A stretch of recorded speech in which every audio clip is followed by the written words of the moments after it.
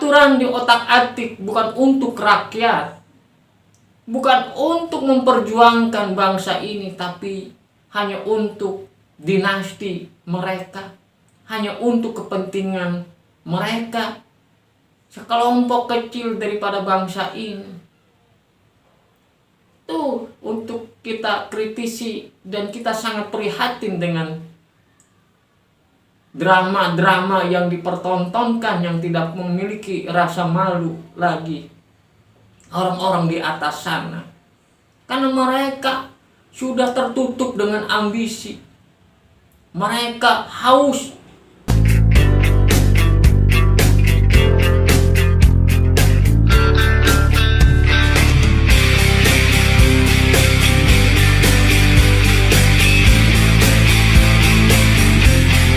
Bismillahirrahmanirrahim. Assalamualaikum warahmatullahi wabarakatuh. Sobat FH Channel yang beken, yang mantap, kita ketemu lagi. Semoga Sobat FH dimana saja berada dalam keadaan sehat walafiat, diberi kemudahan, kelancaran, diberkahi pintu rezekinya yang banyak, yang penuh keriduannya, dan tentunya bahagia, ceria selalu, rukun damai di dalam kehidupan ini, dan sukses selalu dalam beraktivitas yang penuh semangat. Sobat FH yang sudah mensubscribe, like, komen, diucapkan terima kasih. Semoga menjadi nilai kebaikan untuk kita semua. Dan yang baru yang menemukan FH Channel, ayo di subscribe, like, komen, dan nyalakan lonceng notifikasinya agar tidak ketinggalan video-video yang begitu mantap dan beken yang mencerahkan untuk kita semua. Sobat FH, kali ini kita akan membahas permasalahan sosial budaya politik di negara tercinta kita, Indonesia, bahwa 5 tahun belakangan ini tatanan kehidupan berbangsa dan bernegara kita dalam kondisi kelabu, diselimuti awan kelabu, kegelapan, yang mana dijalani proses politik di negara kita dengan transaksi maupun tujuan demi hausnya akan kekuasaan, hausnya akan kedudukan, hausnya akan jabatan yang dipampangkan di dalam berbangsa dan bernegara. Kita sama-sama mengetahuinya, kekuasaan merubah tatanan kehidupan di dalam berbangsa dan bernegara. Undang-undang pun diproduksi atas dasar kehausan tadi, memfasilitasi kehendak yang punya kebijakan, bukan untuk rakyat, bukan untuk memperjuangkan kesejahteraan rakyat, kemakmuran rakyat, kemajuan di segala bidang. Itu pun hanya untuk pemuas daripada hawa nafsu para pemimpin-pemimpin di negeri ini. Tetap para rakyat sulit mencari pekerjaan, sulit mencari penghidupan, karena semuanya dalam genggaman kekuasaan yang penuh ambisi, yang penuh kehausan akan duniawi. semuanya terpampang berkat kolaborasi antara penguasa yang punya kebijakan, yang mempunyai pembuat undang-undang, yang mempunyai otoritas pembuat aturan di negeri ini, dengan orang-orang yang menguasai ekonomi di negeri ini, dari tambangnya, dari perdagangannya, semua mereka berkolaborasi untuk tujuan mereka masing-masing, bertransaksional semata untuk memuaskan hawa nafsunya dan ambisi untuk kekuasaan, untuk mengembangkan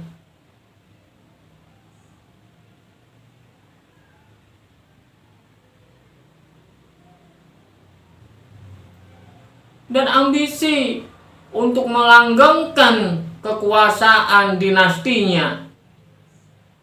Mereka takut. Itu menandakan pemimpin kita takut akan hilangnya dunia dari dirinya, dari sekitar keluarganya, dari kelompoknya. Akhir-akhir ini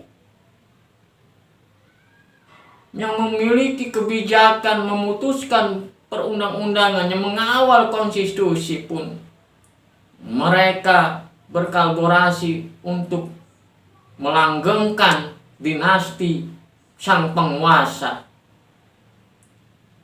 Aturan diotak-atik bukan untuk rakyat, bukan untuk memperjuangkan bangsa ini, tapi hanya untuk dinasti mereka, hanya untuk kepentingan mereka, sekelompok kecil daripada bangsa ini. Itu untuk kita kritisi, dan kita sangat prihatin dengan drama-drama yang dipertontonkan yang tidak memiliki rasa malu lagi orang-orang di atas sana, karena mereka sudah tertutup dengan ambisi. Mereka haus akan kekuasaan, tak pernah akan kenyang. Hilang rasa haus akan kekuasaannya, malah semakin menjadi-jadi.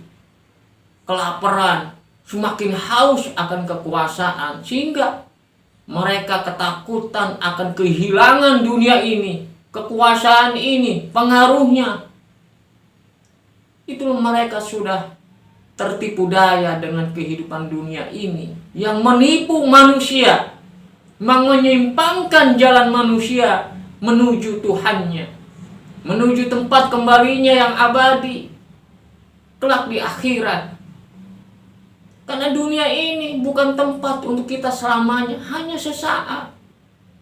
Kita mampir sejenak di dunia ini, tapi dengan ambisi itu sudah diselimuti hawa-hawa seperti itu, maka mereka melupakan atau tertipu daya, tersimpangkan dengan dunia ini yang begitu menggoda, yang begitu menyilaukan jiwa-jiwa para pemimpin kita.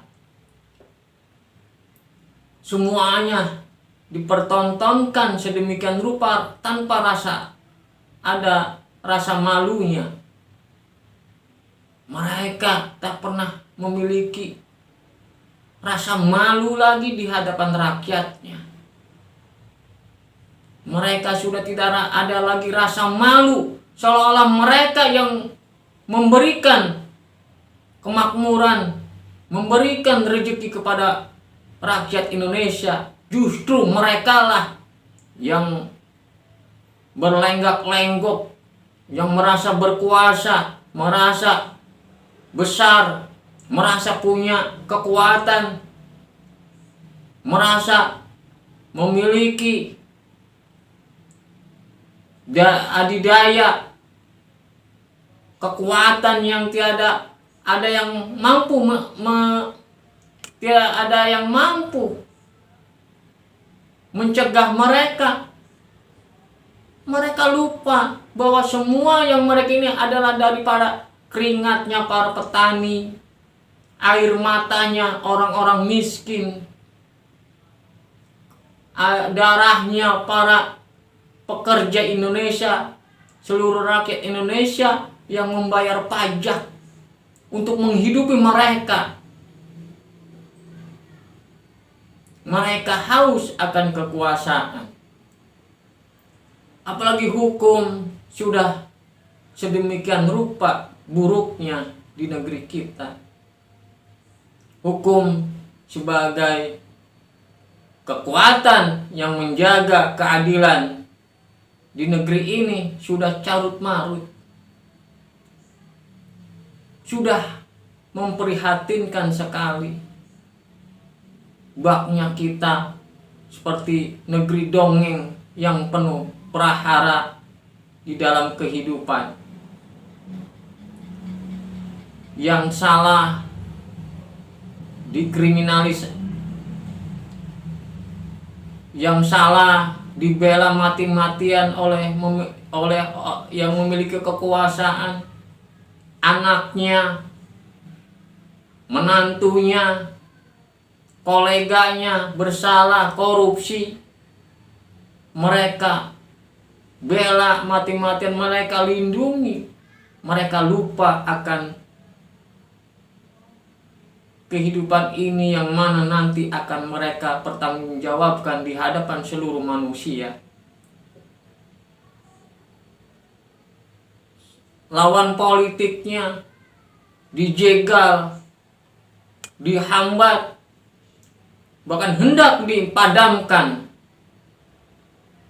jalannya karena mereka merasa terganggu dengan saingan politiknya. Justru bagi orang yang cerdas, yang pintar, yang pemikirannya rabbani, saingan itu adalah pemacu gimana kita berlomba-lomba untuk mensajikan yang terbaik untuk masyarakat, bangsa, dan negara.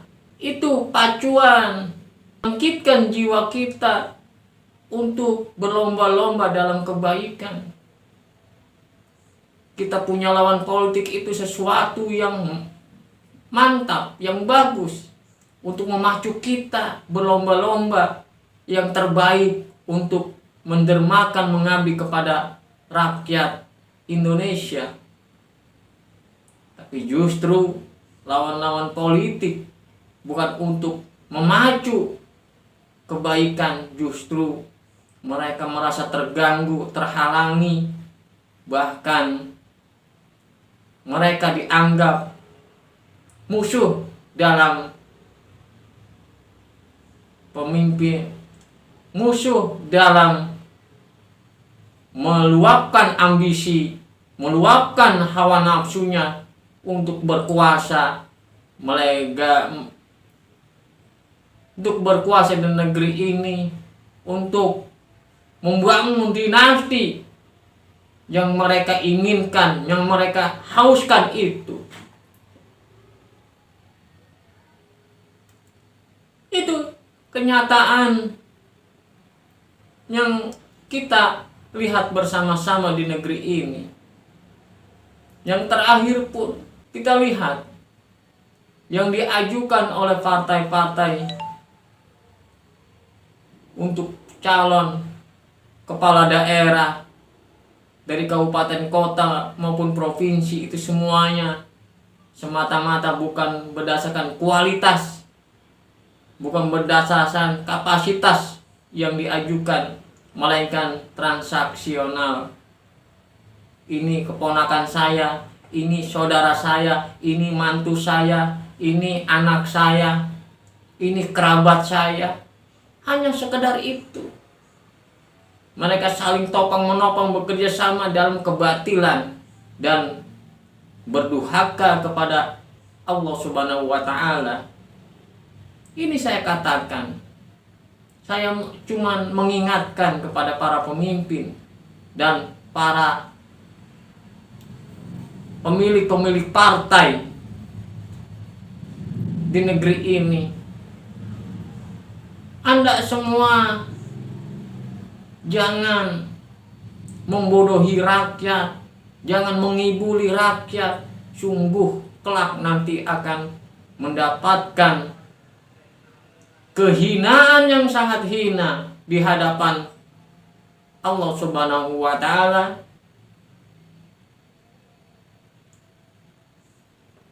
Sobat FH di mana saja berada, semoga dalam bahagia, ceria selalu, damai sejahtera. Semuanya kita lihat kepala daerah yang diajukan. Yang tadi saya katakan, ada yang anak, menantu, keponakan, dan lain sebagainya. Itu mereka hanya topang menopang, saling menyandra. Partai-partai pun sudah sedemikian rupa hilang akal sehatnya, nalar sehatnya. Semua hanya menipu daya rakyat. Mereka menyajikan hidangan-hidangan kepala daerah, calon-calon kepala daerah yang memaksa rakyat untuk memilihnya tanpa ada yang berkualitas. Semuanya hanya untuk memuaskan keinginan-keinginan yang ujungnya merugikan masyarakat. Masyarakat tetap dalam kesulitan. Masyarakat dalam kesusahan. Korupsi tidak pernah terselesaikan, bahkan semakin membesar, semakin masif dilakukan oleh para pejabat-pejabat di negeri ini, baik daerah maupun pusatnya. Yang pernah saya katakan di video sebelumnya, para petani pun sama, tahun demi tahun kesulitan pupuk, mencari pupuk, adapun mahal. Pupuknya mahal, tapi nilai jual hasil pertaniannya tidak sesuai dengan biaya yang dikeluarkan. Itu sangat miris. Pemimpin-pemimpin kita tidak memikirkan itu. Mereka hanya memikirkan target apa dan berapa yang saya hasilkan selama saya memimpin. Memeras para petani di belakang layar karena tidak memberdayakan para petani untuk merdeka dalam memperoleh pupuk yang murah, yang bagus, yang berkualitas. Tidak pernah negara menyediakan itu. Yang ada keuntungan-keuntungan dari pupuk yang oleh para importir. Mereka bekerja sama. Saya dapat berapa? Tidak lebih dan tidak kurang daripada seperti itu. Mudah-mudahan para masyarakat cerdas dalam memilih para pejabat daerah nanti di bulan November.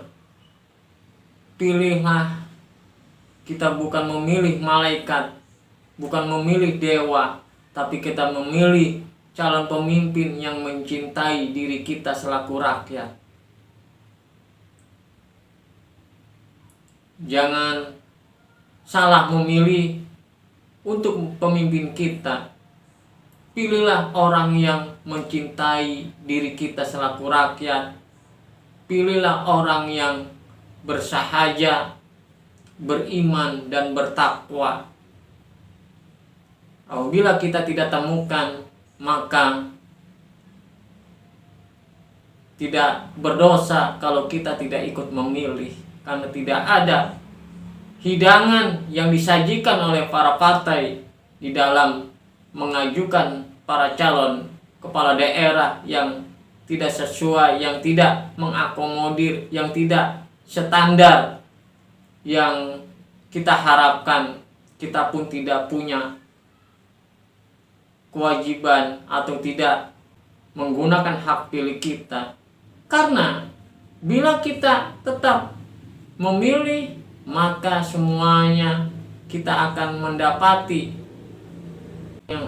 Bila kita salah memilih pemimpin, seumpamanya mereka korupsi, mereka hanya bertujuan untuk mencari rentek kekuasaan semata, bukan karena mengabdi kepada bangsa dan negara, yang bukan untuk beribadah pengabdiannya selaku manusia kepada Rabb-nya, kepada Tuhannya. Maka apabila terjadi kesalahan, kita yang memilihnya ikut mempertanggungjawabkannya kelak di akhirat. Ayo kita cerdas dalam memilih. Kita tidak boleh berdiam diri.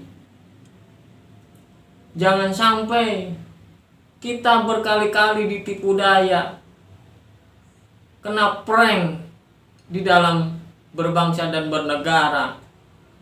Kita jangan selalu dibodohi oleh orang-orang di atas sana, dikibuli, dibodoh-bodohi, ditipu daya, yang mereka seolah-olah bersahaja. Justru di balik itu mereka haus bagaikan zombie yang kehausan darah.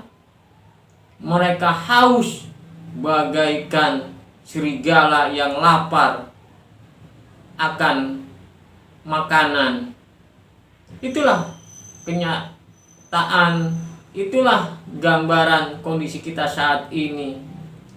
Melihat pemimpin-pemimpin kita di atas, mereka haus kekuasaan, haus akan kedudukan. Mereka terhipnotis atau tersimpangkan dengan kehidupan dunia ini, seolah-olah mereka lupa tempatnya kembali. Mereka lupa akan mati meninggalkan dunia ini. Mereka lupa generasi mereka seolah-olah ingin meneruskan kehidupan ini. Mereka lupa dunia ini akan hancur. Dunia ini bagaikan seungguk bangkai yang tidak bernilai sedikit pun di hadapan Tuhan Allah Subhanahu wa Ta'ala. Apakah seungguk bangkai kita mati-matian kejar karena menurutkan hawa nafsu kita untuk berkuasa, untuk melegalkan dinasti keluarga kita, kelompok kita?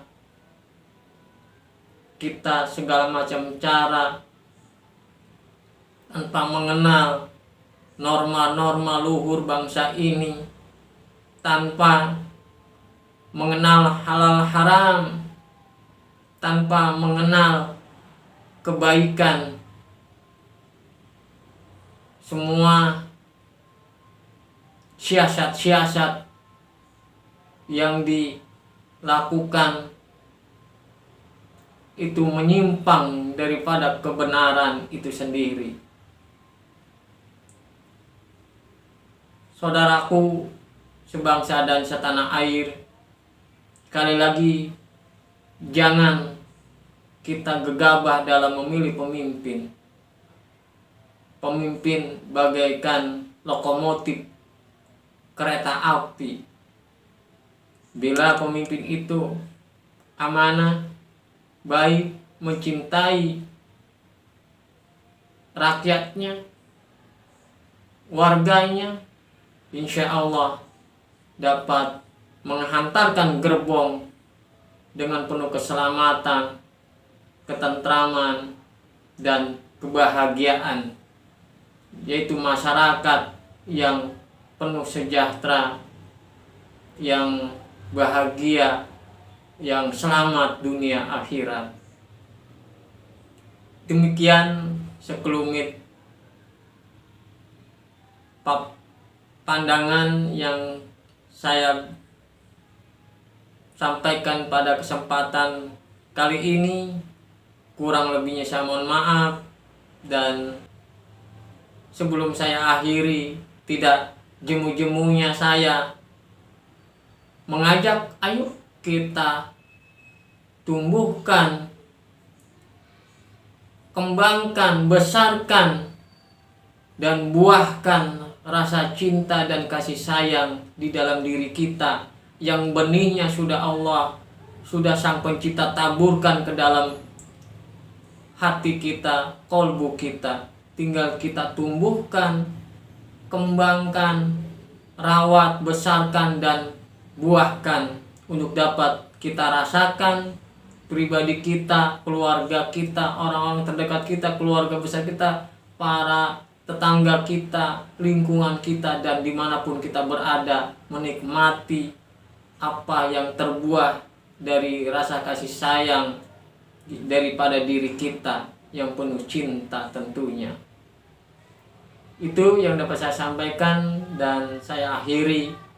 Wassalamualaikum warahmatullahi wabarakatuh. Merdeka!